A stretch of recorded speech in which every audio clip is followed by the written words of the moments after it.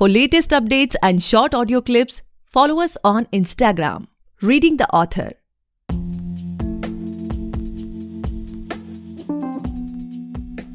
Hey guys, welcome back to the podcast Reading the Author, a unique show where we read authors' mind and not their book. Meanwhile, I truly believe and pray कि आप और आपका पूरा परिवार healthy हो, happy हो, safe हो. Guys, today we have Sonia Sahajwani ma'am with us, and she's not only an author, she's an author, lawyer, mother, and now a podcaster as well. Thank you so much, ma'am, for coming on our show. It is my honor to be able to host you today. Thank you Gaurav. I think हमने पहले भी आपके podcast से ही शुरुआत की थी I think 1 or 2 years back, reading the author podcast series, जिसमें आप बडिंग ऑथर्स से बात करते हैं. So now I am also a podcaster, so it's a different interview now because हम दोनों पॉडकास्टिंग लाइन में हैं. So I am glad to be having this interview again with you. It's always nice to collaborate with you, be it in the form of magazine, podcast. सो काफी अच्छा लगता है आपके साथ हमेशा बात करते हुए. धन्यवाद. Definitely ma'am. इनफैक्ट लाइक जब हमने स्टार्ट किया था ये पॉडकास्ट, जिन्हें नहीं पता उन्हें बता दूं, बैक इन फेब 2021, तो सोनिया मैम उन कुछ चुनिंदा ऑथर्स में थी जिन्होंने हमारे पर भरोसा दिखाया था. तो we are always grateful of you ma'am. And जैसा कि आपने बताया कि आपने भी अपना पॉडकास्ट शुरू कर दिया, तो जरा उसके बारे में कुछ हमें बताएं. लाइक क्या नाम है, कैसे स्टार्ट किया, कैसे थॉट आया, उसके बारे में.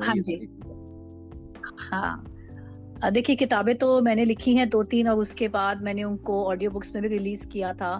फिर अभी पिछले साल मेरा थोड़ा सा गैप आया राइटिंग में, जब से मैं चंडीगढ़ से दिल्ली शिफ्ट हुई. में भी कई बार जब आपका शहर और सर्कमस्टांसेस वापस चेंज होते हैं तो थोड़ा सा लाइफ के थोड़ी डिफरेंट हो जाती है, हेक्टिक हो जाती है, तो मैं वो फ्रेम ऑफ माइंड में नहीं आ पाई. आई थिंक आप राइटर्स ब्लॉग को शायद बाद में डिस्कस करेंगे.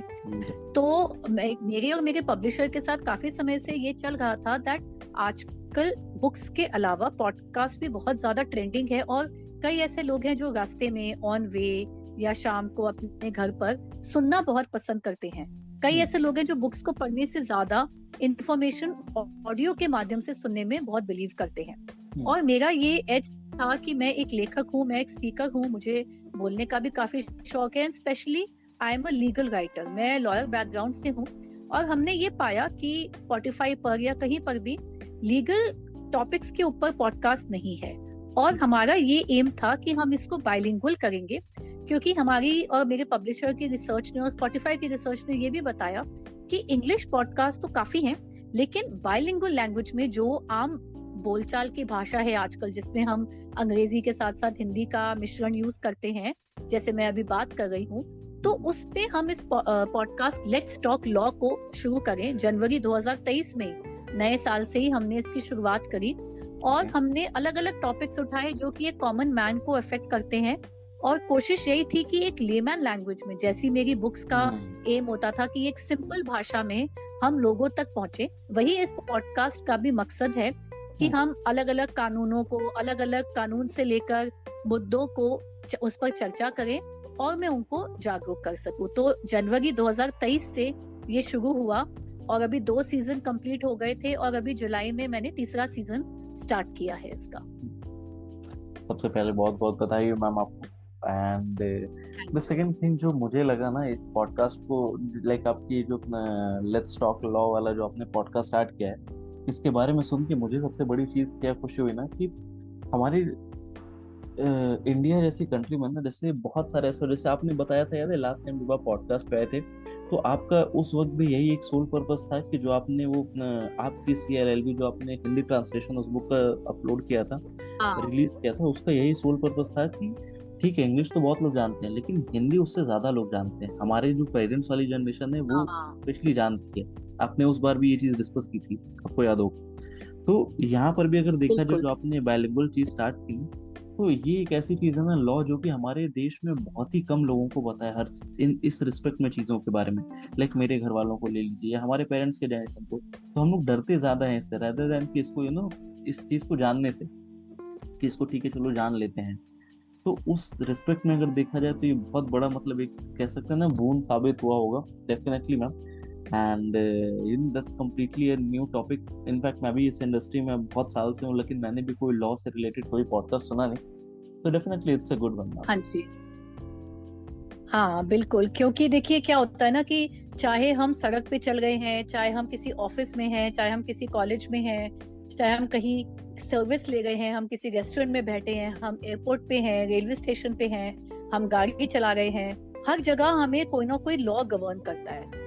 और जब तक हमें अवेयरनेस नहीं होगी, जैसे हम लोग ऑनलाइन शॉपिंग करते हैं, एज अ कंज्यूमर हमारे राइट्स क्या हैं, हाँ हमारे संविधान में हमारे राइट्स क्या हैं, कई ऐसी चीजें होती हैं बहुत ही छोटी छोटी जो इंसान को पता होनी चाहिए, लेकिन लॉ ऐसा टॉपिक ही नहीं है जो मैंडेटरी है। सबसे बड़ी दुखद बात हमारे देश की यही है कि अगर आप कॉलेज के लेवल पे या स्कूल के लेवल पर ही, हमने बस छठी सातवीं में सिविक्स पढ़ी है, उसके बाद किसी ने इन टॉपिक्स पर फोकस नहीं किया। मुझे तो ऐसा लगता है, और मैं बोलती भी हूँ अपने पॉडकास्ट में कि ये कंपलसरी सब्जेक्ट्स होने चाहिए। ऐसा नहीं कि कोई लॉ ही पढ़ रहा है या कोई उसके अंदर स्पेशलाइजेशन कर रहा है उसी को इसके बारे में पता होना चाहिए।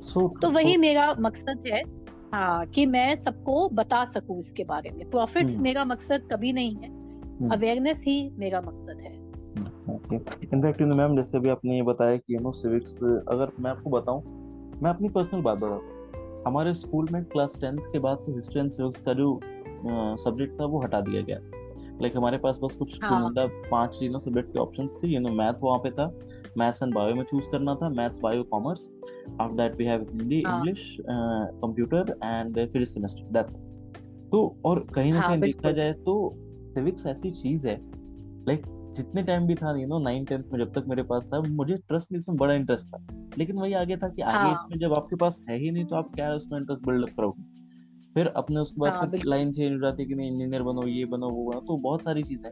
बट स्टिल ये जो कन्वीनियंट फैक्टर है ना, बिकॉज पॉडकास्ट इंडस्ट्री अभी अपने इंडिया में बूम पर है, सारे लोग इस पर शिफ्ट हो रहे हैं धीरे धीरे, और उसमें ये लॉ वाली चीजें लेके आना जो कि डे टू डे लाइफ में हेल्पफुल है, ये तो बहुत ही सही चीज है। थैंक यू, यही कोशिश है, बाकी आगे देखते हैं। Definitely ma'am. So ma'am, like जैसे बीइंग अ राइटर, अगर इस पर्सपेक्टिव से हम बात करें तो आपको अपना पॉडकास्ट स्टार्ट करने के बाद क्या बेनिफिट मिले? लाइक जो हमारे पास जो लिसनर्स हुए वो आपके थ्रू रीडायरेक्ट हुए, या फिर नए लिसनर्स आपने एंगेज किए, कुछ इस रिस्पेक्ट में प्रॉफिट मिला आपको ऑन पर्सनल लेवल पे? पर्सनल ब्रांडिंग भी हो रही मेरी इससे, एनीथिंग लाइक दैट? हाँ, ऑफ कोर्स, देखो मैं बेसिकली अपने आप को डाइवर्सिफाई कर रही हूँ, बिकॉज मैं सिर्फ एक लेखक के माध्यम से नहीं जानना चाहती, मैं हर इंसान से कनेक्ट करना चाहती हूँ जो मेरी बुक्स पढ़ता है, उसको पता लगता है कि अच्छा ये इनका पॉडकास्ट भी है। लेकिन उससे ज्यादा, क्योंकि मेरा पॉडकास्ट एज एन ऑथर ही ब्रांड हो रहा है कि ऑथर सोनिया सहजवानी का डेब्यू पॉडकास्ट है लेट्स टॉक लॉ, तो जो भी मेरा पॉडकास्ट सुनेगा, क्योंकि डेफिनेटली ये तो हमने भी कंपेयर किया है और ये मेरा खुद का पर्सनल एक्सपीरियंस है, दैट पॉडकास्ट की रीच बुक से ज्यादा है। बिकॉज आप तो खुद ही बुक प्रमोटर हैं, आप भी ये बात जानते हैं कि ऑफलाइन मार्केट में बुक्स बेचना, आजकल बुक स्टोर्स बहुत कम लोग जाते हैं और बहुत कम ऐसे लोग हैं जो अपने साथ बुक कैरी करते हैं। Amazon से या फ्लिपकार्ट से फिर भी कुछ लोग बुक्स खरीद लेते हैं, लेकिन क्योंकि सोशल मीडिया OTT इतना आ चुका है कि रीडिंग मार्केट काफी डाउन जा गई है। तो पॉडकास्ट के माध्यम से डेफिनेटली लोगों को पता लगता है कि ओके, ये एक ऑथर है जिसकी एक लॉ पर किताब है, योर्स लीगली, वो हिंदी में भी है, आपकी CLLB, उन्होंने प्रेगनेंसी पर भी एक बुक लिखी है। तो हो सकता है अगर 10 लोग मेरा पॉडकास्ट सुन रहे हैं तो उनमें से कोई एक ऐसा हो जो रीडिंग में इंटरेस्ट रखता हो और वो उस तरफ उसका रुझान आए कि वो मेरी किताब को खरीदे। जैसा मैंने बोला था कि मॉनेटरी बेनिफिट की बात नहीं है, बस मेरा एक ही मकसद है कि मैं ज्यादा से ज्यादा लोगों से कनेक्ट कर सकूं और जो भी मैं बताना चाहती हूँ या जिस भी वे में मैं उनको इंस्पायर कर सकती हूँ या अपनी नॉलेज शेयर कर सकती हूँ तो मैं उनको बताऊं, so that we are not here forever। तो आगे जाकर यही आई थिंक एक लेगेसी है जो मैं अपने लिए या लोगों के लिए छोड़ के जाना चाहती हूँ आगे आने वाली पीढ़ी के लिए, कि वो ये सब चीजों को जाने और मुझे कहीं ना कहीं याद रखे। Definitely ma'am, completely great initiative. जैसा मैं हमेशा कहता हूँ कि इस पॉडकास्ट को स्टार्ट करना, लाइक रीडिंग द ऑथर को स्टार्ट करना, मेरा तब सफल हो जाता है जब मैं उन लोगों से कनेक्ट कर पाता हूँ जो चीज़ों को ना, ये अपने बुक्स को या अपने आर्ट फॉर्म को पैसे से बियॉन्ड देखते हैं, पैसे से बियॉन्ड सोचते हैं। बिकॉज कहीं ना कहीं ये सारी चीज़ें हमारी प्राइमरी तो है नहीं, ये सारी चीज़ें हमारी लाइफ में सेकेंडरी है जो हमें सुकून देंगी, और उसमें भी अगर हम कंपटीशन या फिर पैसे की चीजें ऐड कर देंगे तो फिर वो फैक्टर वहां से हट जाएगा, फिर वो वापस हमारे जॉब की तरफ ही लाने लगेगी। So definitely, I हाँ feel बिल्कुल। blessed to share these kinds of, this platform particularly with authors like you. Ma'am, जैसा कि हाँ अभी हमने डेफिनेटली। थोड़ी देर पहले आपने भी बताया कि आपका जो लोकेशन था वो चेंज हुआ, तो आपको थोड़ा सा लिखने में दिक्कत हुई। दिक्कत इन द सेंस कि एक हाँ राइटर्स ब्लॉक जो बहुत सारे लोग फेस करते हैं, या बहुत सारे लोग उसको कहते हैं कि नहीं, अभी राइटर्स ब्लॉक वाला पीरियड चल रहा है, तो अभी हमारे माइंड में कुछ आ नहीं। आप उसको डिनोट करना चाहेंगे, लाइक ये पीरियड कैसे स्टार्ट होता है, या फिर इस पीरियड में क्या क्या चीजें होती हैं जो फेस करनी होती है, इससे पहले भी आपने फेस किया है, इससे आप निकल चुकी हैं, या कुछ उससे रिलेटेड? देखिए, पहले ऐसा इतना नहीं था, क्योंकि जैसा मैं पहले बोलती थी कि मेरी किताबें तो बाद में पब्लिश हुई 2019 में, लेकिन मैं हमेशा लिखती रहती थी। चाहे मैं अपने कॉलेज लेवल पर आर्टिकल्स लिखती थी, स्कूल से लेकर के कॉलेज तक मैं स्कूल या कॉलेज मैगजीन्स के लिए लिखती रहती थी। फिर अगर हम कोई कॉम्पिटिशन्स में पार्ट लेते थे तो उसके लिए आप ऑब्वियसली चीजें लिखते थे, प्रिपेयर करते थे। फिर जब मैं जॉब में आई अपने पिछले PSU में, इंडियन ऑयल ज्वाइन करने से पहले, तो मेरे फ्रेंड ने, प्रदीप ने मुझे सजेस्ट किया कि तुम्हें लिखने का शौक है तो तुम अपना एक ब्लॉग स्टार्ट करो। उस टाइम पर मुझे पता नहीं था, 2010 की बात है, कि हाँ, ब्लॉग भी एक ऐसा माध्यम है जिस पर आप अपने सारे आर्टिकल्स, अपने क्रिएशंस को स्टोर कर सकते हैं। तो मैं उस पर लिखती रहती थी, साथ साथ मेरे बुक्स के ड्राफ्ट चलते रहते थे। और उसके बाद लकीली मुझे 2019 में मौका मिला, जब मेरा इतना पुराना ड्राफ्ट फिर से पब्लिश हुआ। उसके बाद मैंने बेबी ऑन बोर्ड लिखी, जो कि मैंने 6 महीने के अंदर अंदर मेरी पब्लिश हो गई। और उस टाइम मेरा आपको एक मोमेंटम मिल जाता है। जैसे अगर विराट कोहली का, जैसे कहते हैं, फॉर्म अच्छा चल रहा है, तो आप एक मैच जीतते हैं, आप सेंचुरी बनाते हैं, when you catch that momentum, तो समहाउ आसपास के सारे सर्कमस्टांसेस भी आपके लिए बहुत सपोर्टिव हो जाते हैं। जबकि उस टाइम पर वो मेरा पीक पीरियड था, जब मेरा बच्चा भी बहुत छोटा था और मुझे उसके बाद अपना कार्यालय ऑफिस भी ज्वाइन करना था। तो बहुत कुछ एक साथ हो रहा था, लेकिन समहाउ मैं हर चीज को मैनेज कर पा रही थी, बिकॉज मे बी वो एक डिटर्मिनेशन और एक पॉजिटिव अप्रोच आ गई थी कि हाँ, जब एक बुक आपकी पब्लिश होती है तो आप बहुत एक्साइटेड हो जाते हैं, क्योंकि वो मेरा बचपन से सपना था। ऐसा नहीं कि मुझे 20-25 साल की उम्र में या 30 साल की उम्र में रियलाइज हुआ कि हाँ, मुझे किताब लिखनी है। मेरे को हमेशा, मैं ये बोलती हूँ कि मैं बचपन से ही राइटर बनना चाहती थी। उस दौर में मैं लगातार लिखती गई, मेरा माइंड बहुत, उसमें आइडियाज आते रहे। और इंग्लिश से हिंदी का जो ट्रांसलेशन था वो इतना चैलेंजिंग पीरियड था, क्योंकि हिंदी में किताब को प्रकाशित करना, आप तो खुद यूपी साइड से, आपको पता है, उसमें मात्राएं सब कुछ, क्योंकि आजकल की पीढ़ी को तो हिंदी वैसे ही याद नहीं है, तो अपने रूट से, अपने टच से रूबरू रखना, और उसके बाद उसको एडिट करना, मैंने सब कुछ एडिटिंग खुद किया। तो मैंने उस प्रोसेस को बहुत एंजॉय किया। उसके बाद मैं बहुत एक्टिव रही, जैसे आप लोगों के साथ मैं काफी इवेंट्स करती गई, ऑफलाइन, ऑनलाइन। लेकिन समहाउ मे बी जो सर्कमस्टांसेस ऐसे हुए, या मैं जब दिल्ली वापस आई, दिल्ली के हवा पानी में कुछ तो है, क्योंकि यहाँ की फास्ट पेस्ड लाइफ है, हेक्टिक लाइफ है, कुछ थोड़ा पर्सनली भी सेहत को लेकर उतना सपोर्ट नहीं रहा, कि राइटर्स ब्लॉक एक्चुअली में मैंने पिछले 1.5 साल से फेस किया है, और मैं फेस कर रही हूँ। मैं थोड़ा बहुत कोशिश करती हूँ कि जैसे मेरा काम ही लीगल है, तो उसमें काफी ड्राफ्टिंग होती है, तो मैं कहीं ना कहीं कुछ ना कुछ तो लिख रही होती हूँ। अगर मैं कोई चिट्ठी भी बना गई हूँ, अगर मैं कोई पिटिशन भी बना गई हूँ, तो उसमें लिखावट आ गई है, आपकी सोच है, लेकिन वो प्रोफेशनल है। कहीं ना कहीं मैं साइड में कुछ ना कुछ आर्टिकल लिख रही हूँ कॉर्पोरेशन के लिए, तो थोड़ा बहुत उसमें मेरा माइंड चल रहा है। बट यस, एक किताब के पॉइंट ऑफ व्यू से, क्योंकि मुझ पर अब ये भी एक्सपेक्टेशन और प्रेशर है, क्योंकि मैंने अपने आप को थोड़ा बहुत एस्टैब्लिश कर लिया लिटरेरी मार्केट में, तो जो मेरी अगली किताब आए वो मेरी पहली किताबों से बेहतर हो। बिल्कुल बिल्कुल। तो वो मेरी खुद से एक्सपेक्टेशन है, ऐसा नहीं कि कोई audience, of course they will look forward to कि हाँ, जिसने मेरी किताबें पढ़ी हैं, कि वो आगे भी क्या और सोनिया ने लिखा है। बट क्या मैं योर्स लीगली पार्ट 2 लिखूं, क्या मैं बेबी ऑन बोर्ड पार्ट 2 लिखूं, या मैं एक ऑल टुगेदर डिफरेंट जॉनर में जाऊं, बिकॉज मैंने अभी तक 2 डिफरेंट जॉनर्स को वो किया है, एक्सपेरिमेंट किया है। तो मुझ पर काफी प्रेशर है कि मैं उसी लाइन में रहूं, या मैं एक ऑल टुगेदर, जैसे मैंने बताया था कि एक सीए की स्टोरी मेरे मन में थी, क्योंकि मेरा हस्बैंड सीए है, और हमारी एक लव स्टोरी। रिसेंटली ओटीटी पे एक शो आ गया है, हाफ सीए, जो काफी चलता, तो एग्जैक्टली एक वही स्टोरी सिमिलर टू दैट एक आई है ओटीटी पे। तो मेरा वो ड्राफ्ट अभी अनपब्लिश्ड है, अनकम्प्लीटेड है। सो मन में काफी चीजें हैं, लेकिन यस, जो एक माइंड होता है ना कि हाँ, आप सुबह मैं 5 बजे भी लिखती थी, 4-6 बजे उठ के मैं एडिटिंग करती थी, मैं उस फ्रेम ऑफ माइंड में नहीं आ पा रही हूँ। और मतलब कुछ ना कुछ ऐसे मे भी मानसिक कारण है या शारीरिक कारण है कि मैं अपने आप को समय नहीं दे पा रही हूँ, और मुझे उस चीज का दुख है। तभी मैं आज वापस आपके साथ इस इंटरव्यू के लिए आई, बिकॉज मैंने बहुत चीजों को गैप दे दिया है और मैं चाहती हूँ कि मैं वो मोमेंटम वापस लाऊं। विराट कोहली जैसे वापस स्टार्ट मारता है, यस, एक स्टार्ट वो चाहिए मुझे। तो एक विषय पर भी है कि मैं किस चीज पर कहानी लिखूं, जब तक मेरे मन में कुछ ऐसा कन्विंसिंग नहीं होगा कि हाँ मुझे ये चीज इंटरेस्ट कर रही है, नॉट इन टर्म्स ऑफ कि हाँ मार्केट में क्या चल रहा है या लोगों को अच्छी लगेगी कि नहीं, कि मैं उस चीज से कनेक्ट कर पाऊं। तो वहां थोड़ी सी दिक्कत मुझे आ रही है।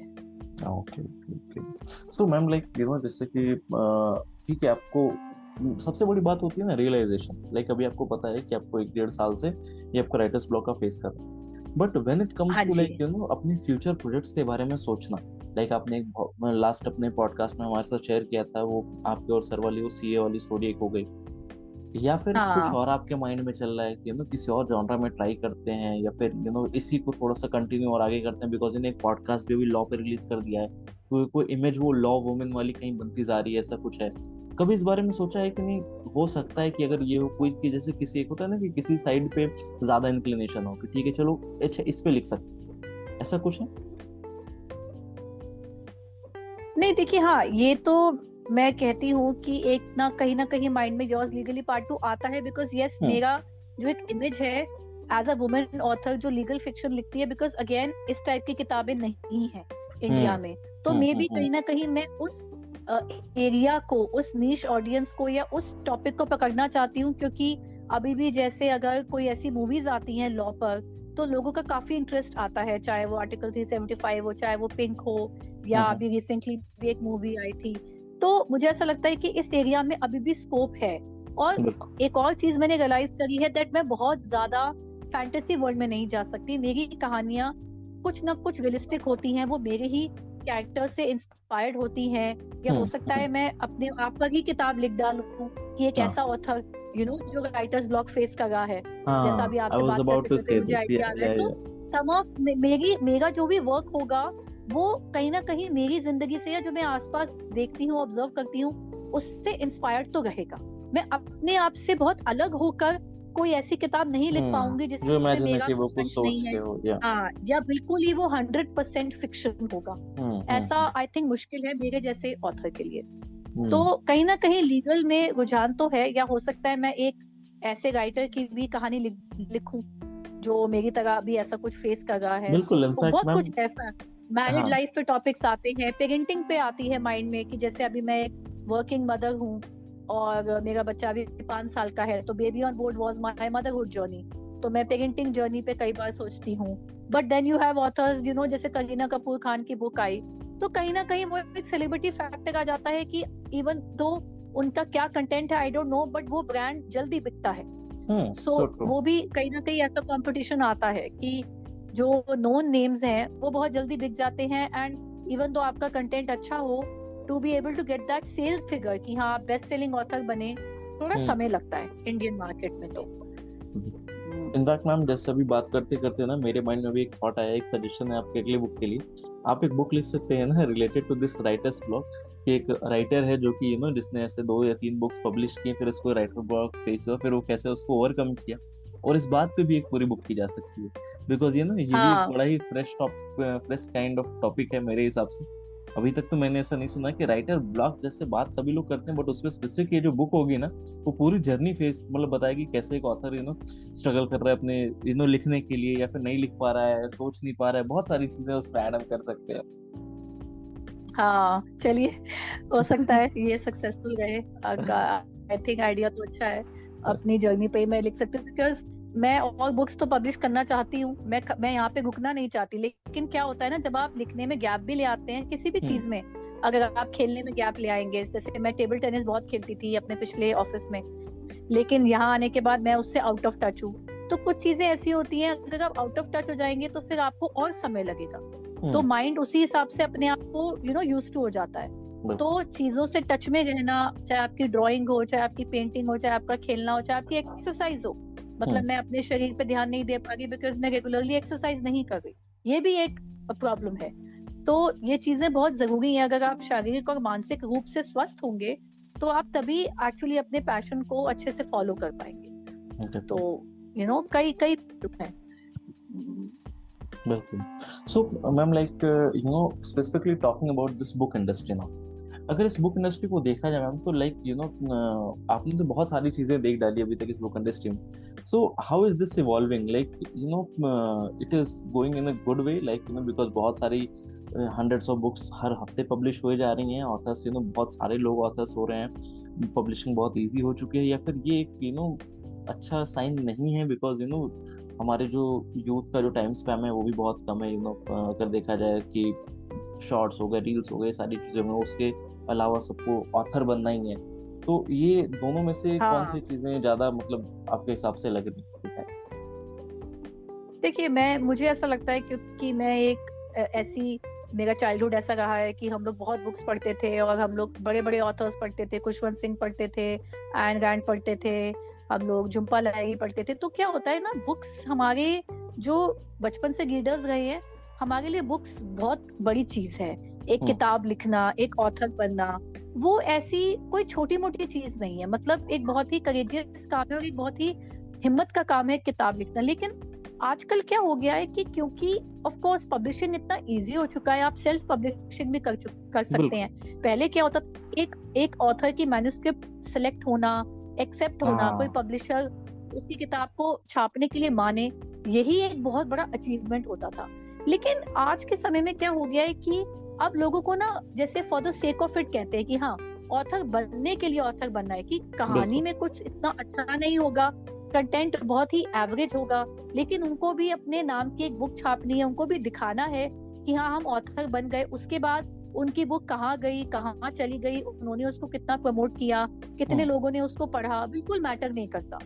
तो मुझे ऐसा लगता है कि current phase is actually very sad, because जितना पब्लिशिंग इजी होती जा रही है, लोगों का इंटरेस्ट उतना ही कम होता जा रहा है। बिकॉज जब आपके पास इतनी सारी एवरेज बुक्स होंगी तो आपको लगेगा कि ये तो बहुत ही सिंपल काम है, इसमें क्या मेहनत है। अगर आपने 100-150 पेज की किताब लिख दी, एक एवरेज कहानी, और आपने 50,000 या 1 लाख में उसको पब्लिश करा लिया, एंड उसके बाद that's it. To be very honest, मैं आज भी as a author of 3 books, मेरा पब्लिशर मुझे हेल्प नहीं करता है टू प्रमोट माय बुक्स। मैं जो भी कर रही हूँ वो अपने दम पर ही कर रही हूँ। लोग ये भूल जाते हैं कि अपनी बुक छापने के बाद अगर लोग उसको पढ़ नहीं रहे तो कोई फायदा नहीं है। तो आपको बहुत ही प्रोएक्टिव होना है अपनी बुक्स को प्रमोट करने में। तो जो ये पब्लिशर्स डेब्यू ऑथर्स को प्रमोट कर रहे हैं ना, वो लोग बुक तो छाप देते हैं, लेकिन आफ्टर पब्लिशिंग सर्विस बहुत ही कम पब्लिशर्स देते हैं, and that too they charge very heavy fees.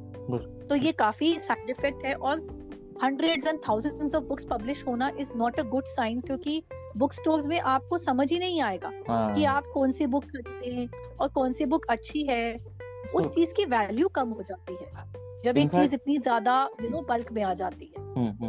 In fact मैं आज ही एक बुक स्टोर पे था, मतलब आई वाज ट्रैवलिंग तो एयरपोर्ट पे मैं एक दो बुक स्टोर्स पे मैं चेक कर रहा था book. I was very shocked to see कि जो आज से 3-4 साल पहले जो बुक्स, जिन ऑथर्स के बुक्स लगे रहते थे, आज भी वही लगे हुए और वही लगे रहते हैं। बिकॉज द थिंग इज ना कि जो जैसे एक जो हायरार्की ब्रेक करने वाली बात होती है ना, जैसे जिन ऑथर्स ने कर लिया उनकी बुक्स तो हो रही हैं, बाकी जितने भी लोग ये पब्लिश हुए जा रहे हैं खुद से किए जा रहे हैं ना, ये उस फेज में बस अपने नाम के आगे जो ऑथर लगवा ले रहे हैं, बस बात खत्म वहीं तक। उसके आगे उसका क्या स्कोप है, बुक को कैसे सेल करना है, कैसे चीजें वर्क करेंगी, इस इंडस्ट्री में कैसे नाम करना है, कुछ नहीं पता, कुछ भी नहीं पता।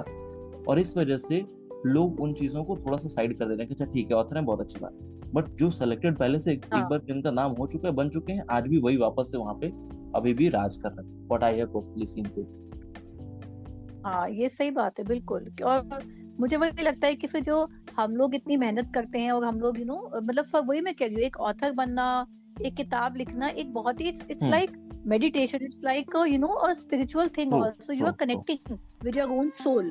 तो लोग ये नहीं समझ पा रही है कि चाहे आप किसी भी फॉर्म में से, अगर आप आर्ट में इन्वॉल्व, अगर म्यूजिक में, जो एक म्यूजिशियन होता है, whenever he creates music it is very special for him। वो अपने सोल से कनेक्ट करता है, वो गॉड से कनेक्ट करता है। सेम वे हम जो लेखक होते हैं, लेखिकाएं होती हैं, हम लोग अपने जब सोचते हैं, कहानियां सोचते हैं, उनको लिखते हैं, तो for us it is like हम अपने थॉट्स को एक्सप्रेस कर रहे हैं। So it is a very special feeling. लेकिन कहीं ना कहीं वो इतनी ज्यादा जनरलाइज्ड हो गई है कि इस मार्केट को एक्चुअली में, और ऊपर से क्या वो सोशल मीडिया में इतना ज्यादा आपको पेड रिव्यूज मिल जाएंगे, आपको बुक प्रमोटर्स बिल्कुल मिल जाएंगे, एंड हर चीज का एक सर्विस है। अपनी Amazon पे अपनी रैंकिंग लाने से लेकर के एवरीथिंग इज पेड। तो हाँ उस चीज में कहीं ना कहीं जो जेन्युइनिटी है वो हो गई है, and that is something which the literary market has to look into, and उनको देखना है कि इस पर हम कैसे काम कर सकते हैं।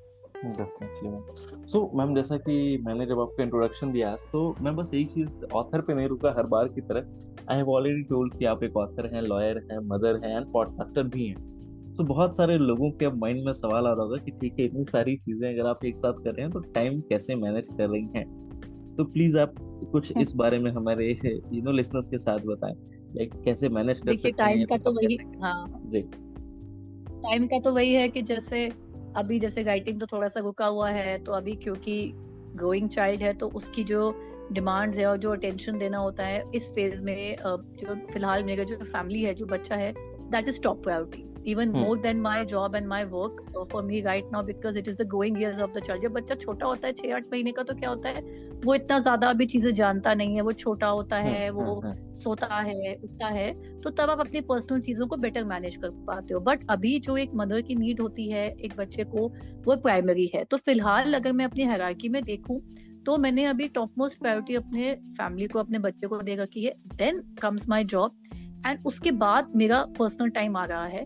पॉडकास्ट में क्या है कि थोड़ा सा वो ये भी कन्वीनियंस है, आई थिंक मैं क्यों उसको कर पा रही हूँ, क्योंकि इनिशियली तो इनफैक्ट मैं 30-35 मिनट्स के 40 मिनट्स के एपिसोड्स रिकॉर्ड कर रही थी, बट 1-2 सीजन के बाद मुझे ये फीडबैक मिला स्पॉटिफाई के प्रोड्यूसर्स से भी, दैट आप थोड़ा सा शॉर्टन करें, क्योंकि जैसा आपने बोला कि ऑडियंस का जो रिटेंशन स्पैन है, स्पेशली क्योंकि लीगल टॉपिक है, उनको वैसे ही उसको एब्जॉर्ब करने में काफी समय लगता है, तो आप अपने एपिसोड्स को शॉर्ट करिए। तो थर्ड सीजन में मेरा ये डेलिबरेट अटेम्प्ट है कि मुझे छोटा रखना है, और इनफैक्ट चीज को छोटा रखना ज्यादा मुश्किल है, because you have to be to the point. जब आपको लंबी बात करनी है तो आप बातों में लगे रहते हैं, तो 30-40 मिनट्स का एपिसोड रिकॉर्ड करना मेरे लिए ज्यादा आसान था, but now I have to be sure. तो कहीं ना कहीं पॉडकास्ट के लिए टाइम इसलिए निकल जाता है क्योंकि उसमें आपको बहुत ज्यादा समय नहीं देना है, थोड़ा सा रिसर्च करना है। मैं ऑलरेडी चीजें पढ़ती रहती हूँ, तो यू आर वेल अवेयर कि हाँ लीगल फील्ड में क्या चल रहा है। जैसे अभी जस्ट आपसे बात करने से पहले मैंने अपना 3rd एपिसोड रिकॉर्ड किया, क्योंकि आजकल यूनिफॉर्म सिविल कोड पर बहुत चर्चा हो गई है कि लोग अपोज भी कर रहे हैं कई लोग, वो क्या है। तो मेरा एम है एक लेमन लैंग्वेज में लोगों को समझाना कि यूनिफॉर्म सिविल कोड क्या है, उसका मकसद क्या है, वो क्यों आ रहा है, और इसके पीछे क्यों लोग अपोज कर रहे हैं। तो मैंने 15-20 मिनट्स का अभी एपिसोड रिकॉर्ड किया। तो आई थिंक ये करना थोड़ा ज्यादा कन्वीनियंट है, बिकॉज शॉर्ट एपिसोड्स है। तो being a podcaster, I think you can take out time from your daily life, सुबह शाम कभी भी, कभी रात को 9 बजे के बाद सोने से पहले, या कई बार शाम को आपको समय मिल जाता है। तो मैं इसलिए 2 सीजन कंप्लीट कर पाई, और मैं अभी 3rd सीजन पे हूँ। तो अभी जैसे इनफैक्ट मुझे इनिशियल 1 मंथ में ही अराउंड 1K प्लस लिसनरशिप मिली, तो स्पॉटिफाई से भी मुझे अच्छा रिस्पॉन्स मिलता है, इसलिए वो मुझे सजेशंस भी देते हैं, क्योंकि वो चाहते हैं कि मेरा जो पॉडकास्ट है वो और आगे बढ़े। तो वो मुझे बताते रहते हैं कि मैं कैसे और इम्प्रोवाइज करती रहती हूँ। So that's also a good thing कि वो लोग भी इंटरेस्ट ले रहे हैं कि मेरा पॉडकास्ट कैसा चल रहा है। So I am liking this journey, बाकी आगे देखते हैं कि कैसे रहता है। Okay, so that's all for today, guys. I hope you must have enjoyed this lovely and inspiring conversation with Sonia ma'am. If you do, then do follow our podcast, Reading the Author, available on the leading podcast platform. And don't forget to buy and read the book. Ma'am की already जो ये 3 books हैं Amazon पे available हैं, जरूर जाएं खरीदें, चाहने वाले जानने वालों से जरूर शेयर करें। मैम का पॉडकास्ट भी है, आपको अभी नाम मैम दोबारा से बता देंगे, आप जरूर उसको जाके फॉलो कर लीजिएगा। एंड मैम अपना सोशल मीडिया अकाउंट भी आपके साथ शेयर कर देंगे, जिससे कि आप वहाँ पे भी मैम से कनेक्ट कर सकते हैं। तो ma'am over to you now. हाँ, thank you very much. So मेरा पॉडकास्ट स्पॉटिफाई पर ही है, लेट्स टॉक लॉ के नाम से, बाय ऑथर सोनिया सहजवानी, और मेरा इंस्टाग्राम हैंडल है सोनिया सहजवानी। एंड आप लोग मुझे इंस्टा पे भी फॉलो कर सकते हैं, मुझे डीएम भी कर सकते हैं, और आप लोग मुझे आइडियाज भी दे सकते हैं कि आप और किन टॉपिक्स पर चर्चा करना चाहते हैं या आप मुझसे सुनना चाहते हैं। तो I will be happy to talk on those topics. And thank you very much, Gaurav. It was lovely speaking to you, and I hope you stay lively and happy as always. So अच्छा लगेगा कि आप बोलते रहे और अपने podcast को आगे बढ़ाते रहे। Thank you so much, ma'am. It was my honor to host you today. Thank you. Thank you so much.